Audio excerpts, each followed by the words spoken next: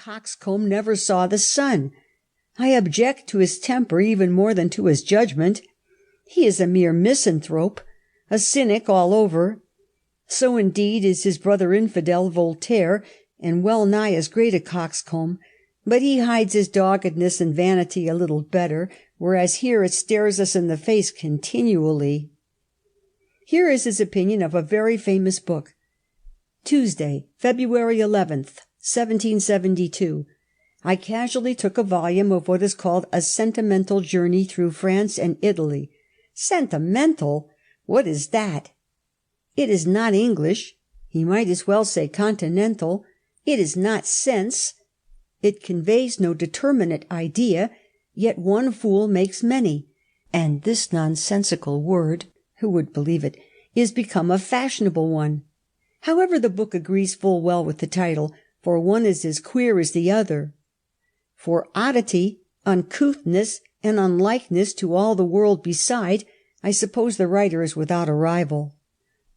A book wrote with as much learning and as little judgment as any I remember to have read in my whole life, he says, of Cave's primitive Christianity.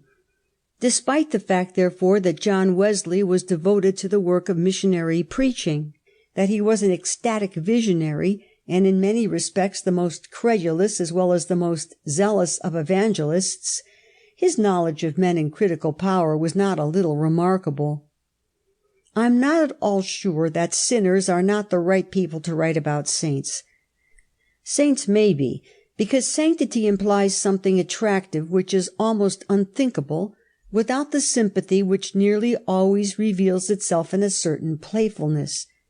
But good deserving people are assuredly not qualified to be the biographers of saints, for in their desire to exalt their hero, they generally strip him of all the qualities for which men loved him, and no one was ever loved for his perfections alone, and present him as their own ideal of what a saint should be.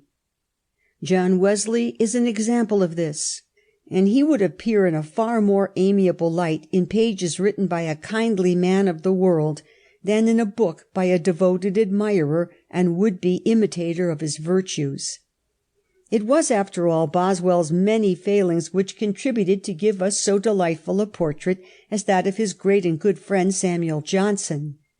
Now, John Wesley was an undoubted saint, and the good he did in England, and his society in America, for that matter, is incalculable. But I ask his admirers, and any who profess to follow him, to forgive me for using him as a peg on which to hang a few remarks on social England. Before, however, I do so, may I introduce him and some of his family to you. It is rare indeed to find in any family so much genius transmitted from father to son for more than 2 centuries as there was in that of the Wesleys. Here are 6 generations. 1. Bartholomew studied physic at the university, and when ejected for Puritanism in 1662 from the living of Allington in Dorsetshire, he practised as a doctor. 2. His son John was an ardent Puritan, imprisoned on no less than 4 occasions. He died at an early age, and was distinguished when at New Inn Hall at Oxford for his proficiency in Oriental studies. 3. Samuel, rector of Epworth, a scholar of some repute, and father of the famous Wesleys. 4. Charles, the poet of Methodism. 5. Samuel, the musician, one of the pioneers of modern organ-playing. 6. Samuel Sebastian, the celebrated composer, organist in Gloucester Cathedral, who died in 1875.